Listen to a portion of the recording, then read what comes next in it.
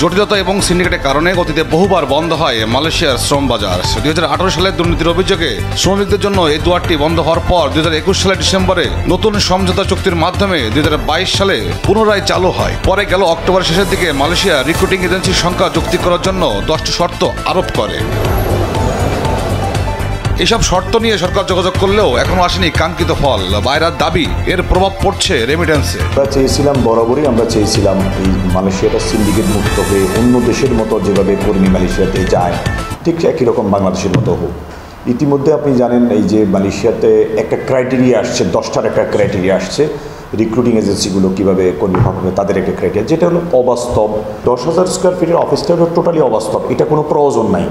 এবং আমি মনে করি পৃথিবীর কোনো দেশেই 10,000 স্কোয়ার ফিটের অফিস রিক্রুটমেন্ট এজেন্সির জন্য দরকার নেই। মালয়েশিয়াতে কোনো 10,000 স্কোয়ার ফিটের কারো অফিস কিন্তু নাই। এটি আমাদের